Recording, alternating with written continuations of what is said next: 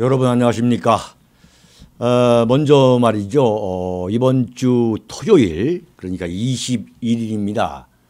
오후 2시 대한문에서 열리는 태극기 집회에 제가 나가가지고 연설을 좀 하겠습니다. 왜냐하면 지금 아주 중요한 전국의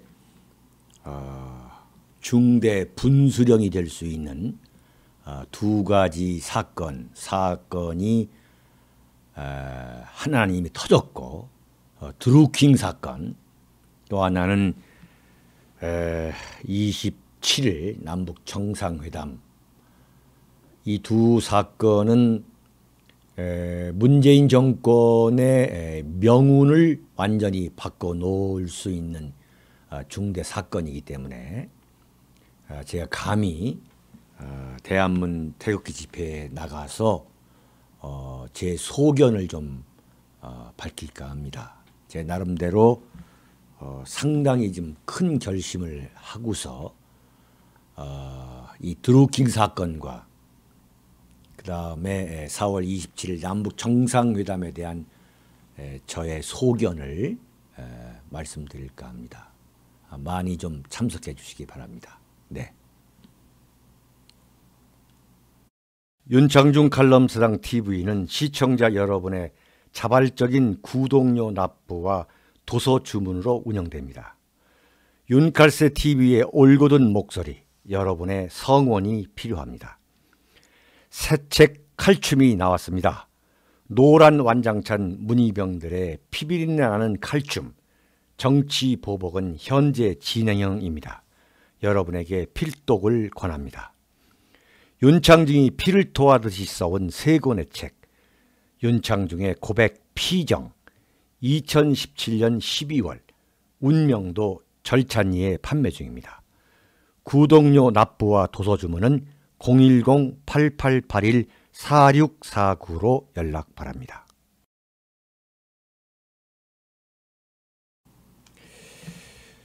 여러분, 제 칼럼을 쭉 따라오시면서 보고 계시겠지만, 제가 드루킹 사건이 처음 보도됐을 때의 사건을 어떻게 정리했는가 아마 기억들 하실 겁니다. 이 사건은 드루킹 댓글 공작 공장이라는 게 있었던 것이다.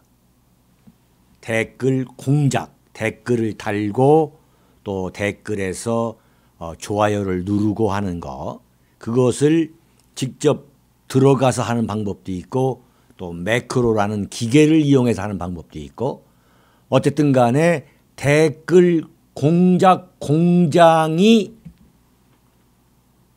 있었던 것이다. 그게 대선 때, 그리고 문재인 씨가 정권을 잡아서 지금에 이르기까지 그 여론 조작을 벌이는 거대한 댓글 공작 공장이 존재한 것이고, 그 공장의 사장이 드루킹일 것이다. 그런데 그 드루킹 댓글 공작 공장과 같은 그러한 댓글 공장이 꼭 하나가 아니라 여러 개가 있다고 나는 본다. 그래서 드루킹은 그 댓글 공장의 그 책임을 지고 있는 한 명에 불과한 거고, 그 댓글 공장에 예컨대 삼성전자, 그럼 삼성전자와 같은 그룹이 있는 거다. 삼성과 같은 그 그룹의 사장 중에 한 명이 드루킹이고, 이걸 총괄하는 사람이 누구냐 하면 그게 바로 김경수다. 그래서 이 김경수는 이 댓글 이 공작 그룹의 회장과 같다. 회장. 그래서 이 김경수 회장이 문재인 대선 캠프, 그 대선 캠프에서 어디까지 보고를 했고, 다시 말하면 문재인 대선 후보까지 그 댓글 공작 공장들의 그 활동을 어디까지 보고했고, 바꿔 말하면 문재인 대선 후보가 그 같은 사실을 과연 알았느냐. 그리고 거기에는 얼마 정도의 어느 정도의 지원, 후원이 더불어민주당 대선 캠프 또는 그와는 별도의 어떤 사조직 같은 데서 그게 있었느냐. 예컨대 드루킹의 경기도 이 파주 출판단지에 있는 그 명색이 출판사라는 그 사무실을 운영하는데 한 해 11억 원이 들어간다는 거 아니에요. 그 11억 원 그 운영비에 불과한 거니까 그게 뭐 20억이 경비로 썼을지 뭐 100억이 썼을지 그건 아무도 모르는 거란 말이죠. 자, 그러한 연결고리를 우리가 갖고서 큰 그림을 그려 보다 보면 이건 단순히 드루킹 사건이나 김경수 사건이나 그게 아니다. 이건 내가 볼 때 문재인 게이트라고 해야 마땅하다. 이게 지금까지 제가 어제까지 말씀을 드린 그 골자인 거죠. 그런데 결국은 김경수, 청와대, 그 다음에 이것을 그 수사해온 경찰이 정말 완전히 그 조작, 은폐, 엄폐, 축소, 그럼에도 불구하고 이 사건을 오늘 다시 한번 정리를 해본다면은 대한민국의 정권을 기필코 잡으려는 어떤 거대한 조직, 예컨대 대선 캠프라든가 이러한 거대한 정치 조직이 움직이는 과정에서 발생한 사건이다. 이게 거대한 이 정치 조직이 없이는 이러한 댓글로 어떤 정치 공작을 벌이는 그러한 댓글 공작 공장이 존재하고 운영되기 어렵다는 거죠. 거대한 조직이 필요한 거고 당연히 있었고, 그 다음에 그러한 거대한 조직이 그러한 댓글 공장 그룹, 여러 개의 그 댓글 공장이 있었다 저는 보는 거예요. 그게 한 가지뿐만 아니에요. 제가 볼 때는. 그러니까 드루킹이가 그 휴대폰을 170여 개를 갖고 있었다는 거 아니에요. 그 170여 개가 이 댓글 공작을 벌이는데 사용된 그 기계, 소위 말하는 무슨 뭐 화투나 이런 식으로 도박장에서 그 휴대폰 뿐인지 아니면은 뭐 더 많은 뭐 170개가 아니라 200개, 300개, 몇천 개가 있을지 또는 공장이 몇 개가 있을지는 제가 볼 때는 모르는 거다. 있을 것이다. 저는 아주 확언해. 저는 이건 뭐 굳이 물어볼 필요도 없는 거죠. 지금 대한민국에서 가장 골치 아픈 게 경찰이죠, 지금. 완전히 그냥 정말 돌아버릴 거예요. 이걸 어떻게 해야 되는지 말이죠. 그냥 뚜껑을 딱 열었다가 어마어마한 그야말로 판도라 상자를 지금 열어본 거예요. 골치 아플 겁니다, 정말. 네. 그런데 그러한 대선 캠프와 같이 그야말로 정권을 놓고 이게 참 뺏기느냐 하는 그러한 격렬한 싸움을 벌이는 그러한 대선 캠프. 그 다음에 이 대선 캠프에서 동원되는 그 어떤 드루킹과 같은 댓글 공장, 그 공장을 운영하려면 엄청난 돈이 필요한 건데, 돈이 맨입으로 되는 게 어디 있습니까? 선거판에서. 그야말로 돈 놓고 돈 먹기. 완전 돈 놓고 돈 먹기가 대한민국 선거죠.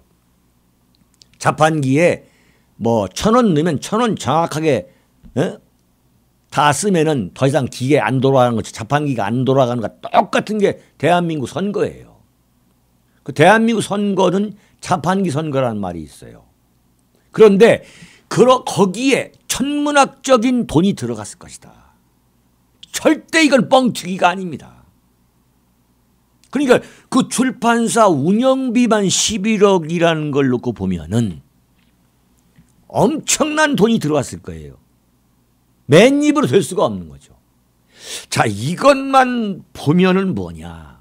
이게 드루킹 사건이라는 것은 무슨 자법, 무슨 뭐 집에서 뭐 인터넷 누구 댓글 달고 몇 개 달다 말고 하는 이러한 자범 수준이 아니라 이게야말로 이회창 김대중, 이회창 그 노무현 선거 때의 김대엽 사건과 같은, 김대엽 사건보다도 더 지능적이고 음흉한 이 언더그라운드에서,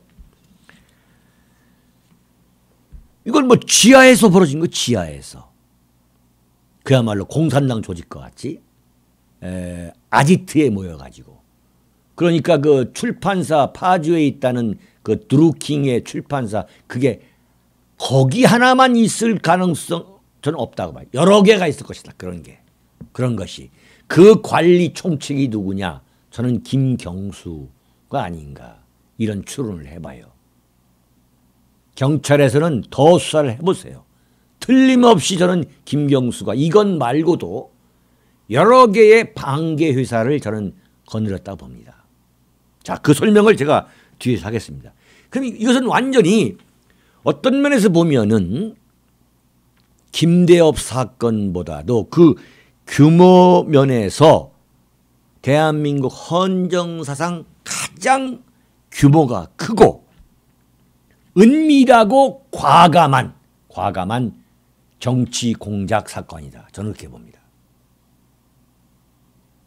대한민국 헌정사상 제2의 김대엽 사건, 어떤 면에서는 김대엽 사건보다 더 큰, 비교가 될 수 없는 가장 큰 규모의, 그리고 음흉하고 지능적이고 그러한 지하 정치, 언더그라운드 정치 사건이다. 지금 이렇게 지금 결론이 나오고 있죠?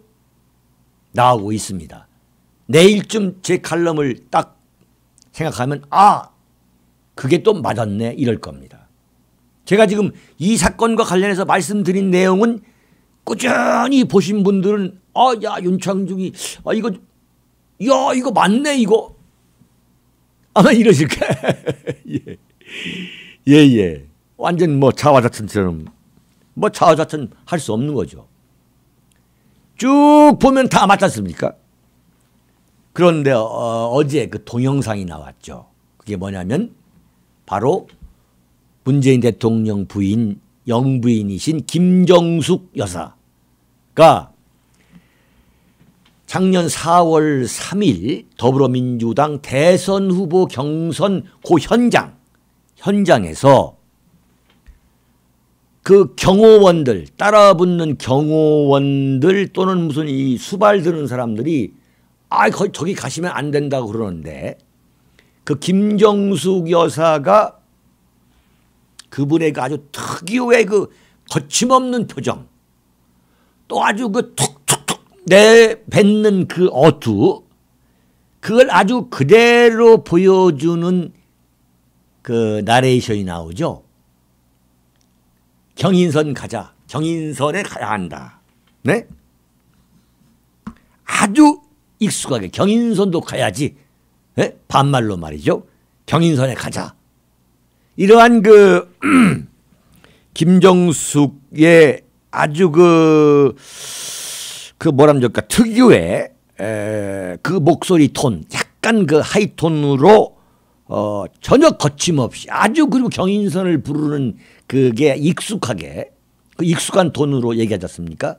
그래가지고 그 경인선들이 모여있는 그 장소에 가서 이제 악수하고 환호하고 그 응대하는 그 장면이 나오죠. 이게 뭐냐면 드루킹이가 자신이 그 폐쇄했던 그 블로그를 다시 변호사를 통해 가지고 공개했다는 거 아니에요? 드루킹이가 지금 막 가는 거예요, 지금. 그래, 나 죽고 뭐, 너 죽고 나 죽자 이런 식으로 지금 나오고 있는 거예요. 막 가는 거예요, 지금. 근데 거기에 그 동영상이 나왔죠. 이게 참고로 그 동영상을 안 보신 분들에 의해서 말씀을 드리면 경인선이라는 것은 경제는 사람이 우선이다. 그래서 경제할 때 경자 한자로 인 사람인의 선 앞선 해가지고 경인선. 참 말도 참 잘 만들어요. 이 경인선 이 드루킹이가 경인선이라고 한 1000명 정도의 그 전위 부대를 만들고 1000명 정도 완전히 그 선수들을 1000명을 모아가지고 그 경선 그 투표 장소에 그 경인선 그 회원들이 왔던 거죠. 벌건 대낮에. 그 1000명은 뭐냐? 제가 볼 때는 완전히 댓글 조작의 달인들. 그러니까 도박으로 말하면 타짜 한 1000명 정도가 온 거란 저는 이렇게 봐요. 그 1000명이 바꿔 말하면 더불어민주당의 그 여론, 더불어민주당 당원 민심, 당심, 그리고 더불어민주당 그 경선을 지켜보는 여론조사도 하니까 그 여론조사의 그 민심을 조작하기 위해서 문재인에게 유리하게 만들기 위해서 그야말로 엄청난 활동을 했다고 당연히 봐야 되는 거죠. 당연히 봐야 되는 거죠. 그런데 김정숙 여사가 경인선 가자, 경인선 가야 돼 이렇게 익숙하게 말한 그 동영상을 보면서 우리가 당연히 추론할 수 있는 게 뭐냐. 김경수의 그 2차례에 걸친 기자회견은 새빨간 거짓말이었구나라는 것을 우리가 무릎을 치는 거죠. 저게 완전히 거짓말이었구나. 무슨 얘기냐면은 이 드루킹이라는 타짜 중에 이 킹이 있는 거예요. 그야말로 킹, 이 댓글 조작의 황제급이 있는 거죠. 드루킹의 드루킹. 그 드루킹과 김정숙 여사라는 차기 대선 후보의 그 부인과의 어떤 친분 관계가 있는 거 아니냐. 적어도 김정숙 여사가 경인선에 대해서 그렇게 자연스럽게 입에 올릴 정도면 당연히 서로 안면이 있는 거 아니냐. 그렇게 봐야 되는 거 아니겠어요? 여러분이나 나나 경인선에 대해서 전혀 알 수가 없는 거 아니에요. 알지 못한 거 아니에요. 그런데 아주 그 황급한, 다급한, 절박한 표정, 그 동영상을 보시면 아시겠죠. 뭐 완전히 그 절박한 표정으로 경인선 가봐야 돼, 가야 돼 이러잖아요. 경인선 가자, 경인선 가자. 그게 뭐냐? 그 경인선의 활동 내역에 대해서 알고 있었거나 경인선을 운영하고 있는 사람이 누구라는 것이거나 또 그 조직이 어떤 조직인가에 이르기까지 김정숙 여사가 알고 있었다 이거야. 알고 있었다. 그건 틀림없는 팩트 아니냐 이거죠. 빼도 박도 할 수 없는 팩트 아니냐 이른바. 그렇기 때문에 바꿔 말하면 드루킹 입장에서는 김경수는 자기가 모시고 있는 그룹의 회장이지만 댓글 공장 그룹의 회장이긴 합니다만 그 김경수는 뭐냐? 김경수 의원은 자신들이 그 김경수보다 대선 캠프에서 더 높은 사람, 예컨대 문재인 대선 후보나 김정숙 여사와 통할 수 있는 중간 브리지잖아. 브리지. 바꿔 말하면 이 드루킹이라는 그 김 씨는 막강한 백을 갖고 있는 거예요. 백을. 네. 그 김정숙 씨와 어떤 안면이나 친분이나 어떤 릴레이션이 있는 거예요. 그렇게 봐야지 않겠습니까? 그러니까 김정숙 여사가 그 아주 어수선한 그 뭐 대선 그 경선 투표가 이루어지는 그 장소라는 건 그건 뭐 완전 아사리판이잖아요. 난리판이잖아요. 거기서 경인선 가자. 저기 꼭 가서 인사해야 돼. 이거 아니겠습니까? 그러니까 드루킹이가 김경수 국회의원회관 사무실 거기 그 경비가 서 있는 데를 들어가 가지고 아무나 못 들어간다고 말씀드렸잖아요. 가장 중요한 게 그거였어요. 아무나 들어갈 수 없다. 거기는 김경수나 또 김경수 국회의원 그 비서실에서 오케이 해야만 들어오는 거란 말이죠. 근데 김경수가 뭐라 했어요? 완전히 무슨 처음 들어와 가지고 자기한테 인사 부탁한 것처럼. 그래서 우리는 무슨 열린 인사 시스템이기 때문에 그것을 청와대 인사수석실에 전달했다. 말도 안 되는 거짓말을 하고 누구를 진짜 무슨 뭐 졸로 보는 거 완전히. 어떻게 이런 새빨간 거짓말을 하냐 이거죠. 아니 안면도 없는 사람이 의원회관에 찾아왔는데 그 사람한테 오사카 총영사 추천합니다 해서 그 경력, 그 이력서 받아가지고 네 알겠습니다. 우리는 열린 오픈된 인사 시스템이기 때문에 인사수석실에 넘기죠. 천하의 김경수가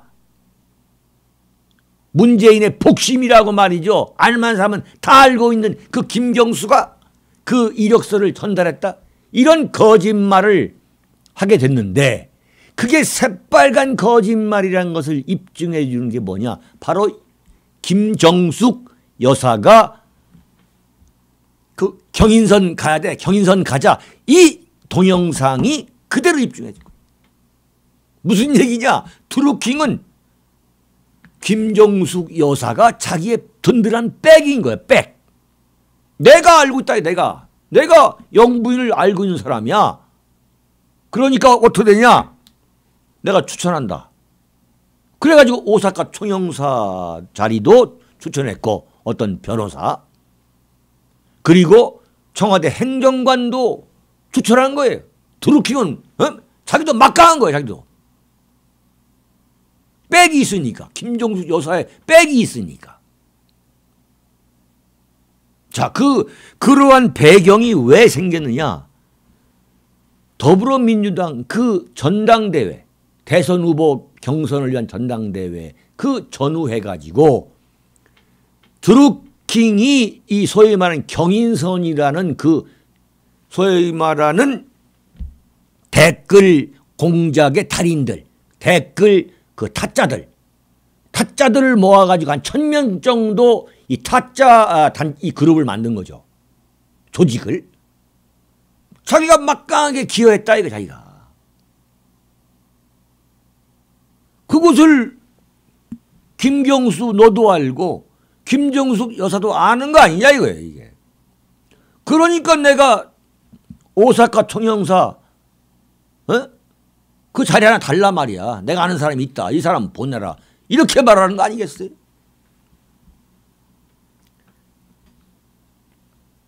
그러니까 뭐냐. 김경수가 뭐라고 했느냐. 이 사람 안 되겠다 그래가지고 백원우 민정수석실의 민정비서관 백원우한테 어떻게 좀 이 사람 좀 해결해 달라. 나한테 협박하고 그러니까 해결 좀 해달라고 그래가지고 그 백원우가 그 오사카 총영사 자리에 추천된 변호사를 만났다. 청와대에서. 청와대 그 2층 접견실에서. 이게 말이 안 되는 얘기죠. 백원우가 하는 민정비서관이라는 자리는 그야말로 민정입니다. 엄청난 자리예요. 무슨 뭐 이런 사람 만나가지고 이 사람이 과연 오사카 총영사 자리에 적합한지 적합하지 않은지를 따져보는 자리가 아니에요. 그건 인사수석실에서 인사비서관들이 하는 일이지. 백원우가 하는 일은 뭐냐? 그 천하의 백원우, 백원우가 하는 짓은 그게 아니에요. 이놈을 그야말로 문재인 대통령과 영부인 김정숙 여사, 그러니까 문재인 대통령 이 프레지던시를 지키는 사냥개, 가장 극악스러운 사냥개가 뭐냐? 그게 민정비서관이에요. 민정비서관. 민정비서관이 무슨 이런 만나가지고 인사에 적합하지 않은지를 지켜보는 그런 자리가 아니에요. 이건 민정비서관이라는 자리는 역대 정권에서 가장 대통령의 신임을 받는 사람이 그 민정비서관을 했어요. 그 민정비서관을. 그야말로 측근 중에 측근. 백원우가 누구냐? 측근 중에 측근이죠. 누구의? 문재인 대통령과 김정숙 여사의 측근 중에 측근인 거죠.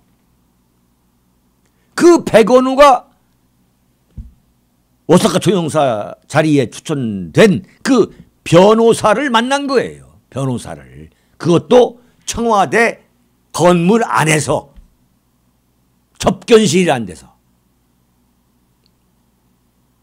이게 지금 간단하게 뭐 해서 이게 무슨 그야말로 잡상인 쫓아내듯이 야 저 귀찮아 너무 귀찮아 죽겠어. 그 백원우 비서 형님 말에 이거 좀 어떻게 알아서 해주세요. 이렇게 한 게 아니라 이거예요. 예? 누구를 좀 졸로 보고 있어요. 완전히. 그런 게 아니에요. 이게 지금 엄청나게 지금 드루킹이가 지금 다 엎어버리겠다 나오는 거예요. 지금.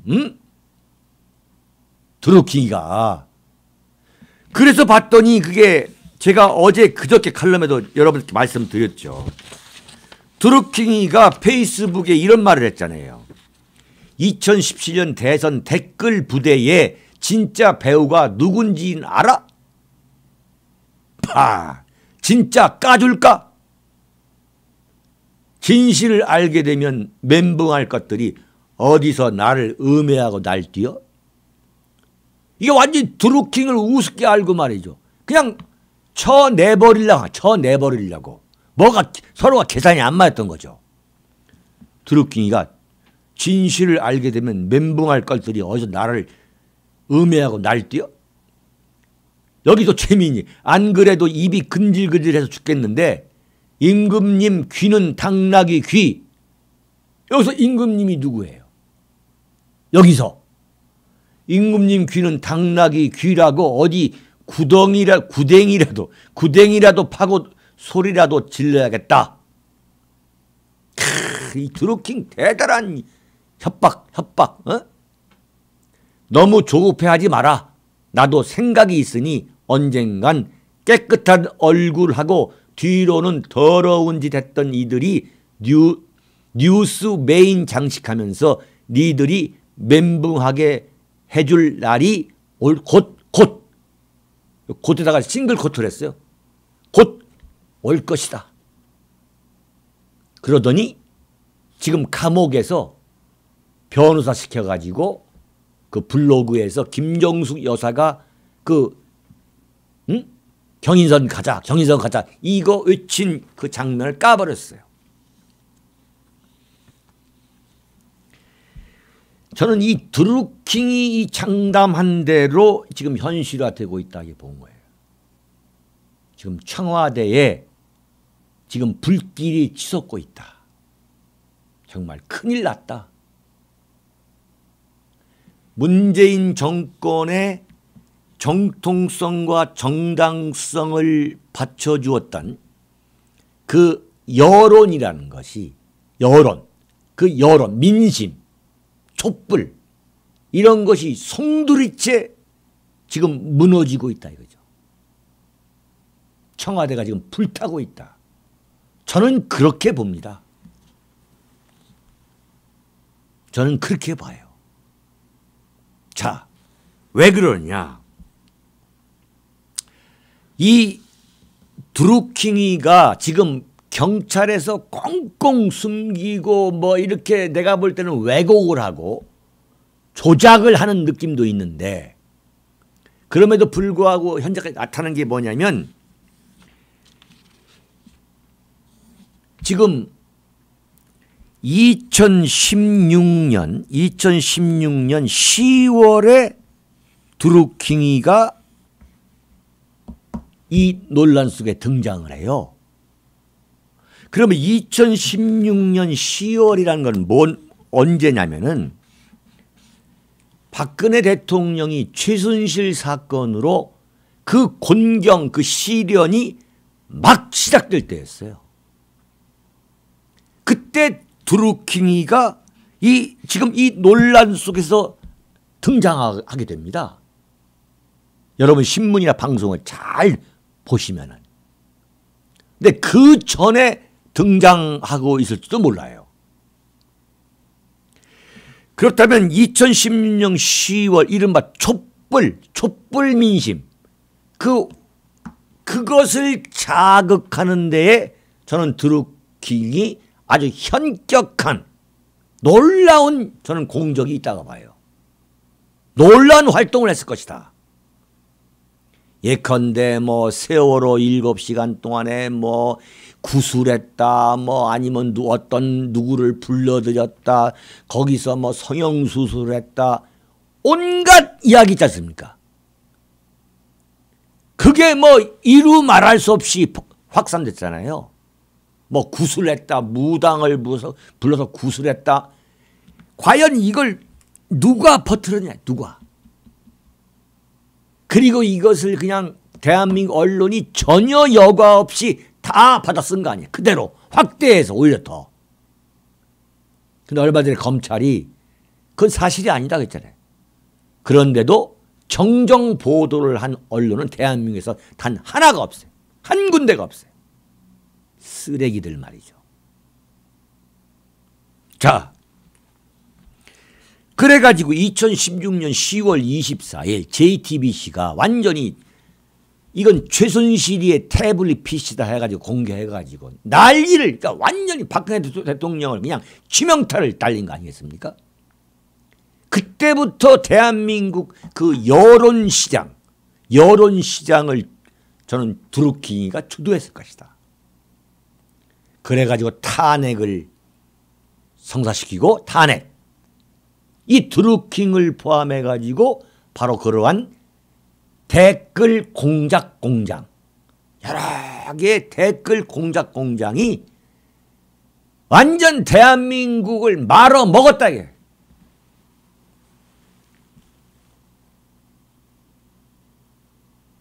거기에 박근혜 대통령도 속고 청와대도 속고 국정원도 속고, 속지 않은 사람들은 누구냐? 태극기 들고 나오신 분들이라 이거지. 이 사람들만은 그럴 리가 없다. 저건 거짓말이다 저건. 에? 그런 거 아니겠어요? 그래서 그 사람들이 그야말로 거기에 날뛰어가지고 김무성 탈당하고 유승민 탈당해가지고 완전히 탄핵 가결시키고 말이죠. 그래서 어떻게 했습니까? 3월 10일 날 헌재에서 파면시키고 구속하고 대선 치르고, 대선 바로 그래가지고 2017년 4월 3일 날 문재인 씨가 더불어민주당 대선 후보로 공식화되는 거 아니겠습니까? 그 공식 선출됐을 때 이 드루킹을 비롯한 그 소위 말한 댓글 공작 부대, 댓글 공작 그룹이 당연히 움직였다고 봐야죠. 당연히. 지금 이 드루킹의 이 얘기가 나오잖아요. 그럼 이게 사실이 아니라면 경찰에서 가만히 있겠습니까? 지금 제가 무슨 뭐 근거 없는 소리를 하는 게 아니에요. 다 드루킹 이야기 여러 가지 좀 신문에 난 것 이런 내용을 다 공식적인 자료를 바탕으로 제가 말씀드리는 겁니다. 그래가지고 문재인 지지도가 80%, 94%까지 올랐다. 김영삼 대통령의 초반 93%를 압도했다 이거죠. 그 94%까지 이르게 된 데에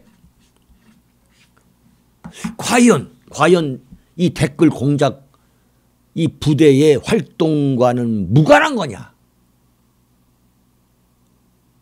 그러다가 지금 이러한 걸로 서로 악의가 안 맞아가지고 나온 사건이 뭐냐면 그 평양올림픽 할 때에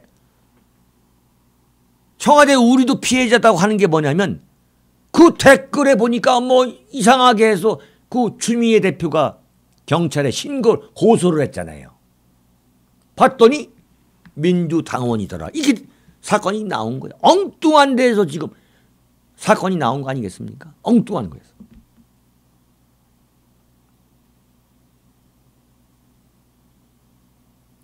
그래서 이 사건은 제가 볼 때 손으로 막을 수 있는, 손으로 하늘을 가릴 수 있는 사건이 아니다. 지금 경찰 조사에서 조금씩 요만큼씩 나오는 사건만 봐도 이건 완벽한 문재인 게이트다. 문재인 김정숙, 정확히 말하면 문재인 김정숙 게이트로 봐야 하는 거 아니냐.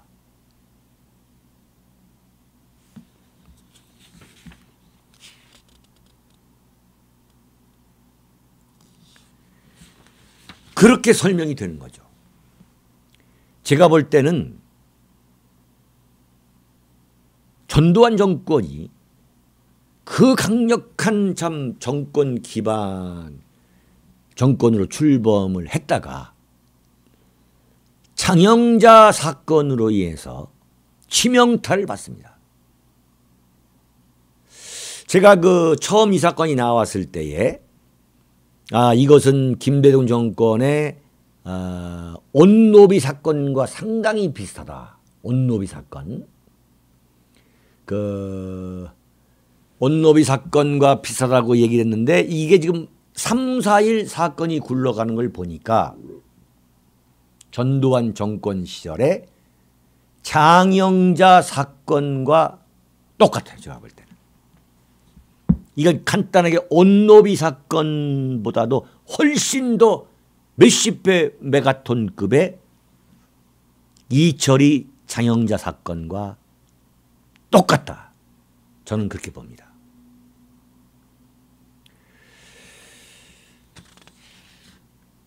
홍준표 대표가 어제 이런 얘기를 했어요.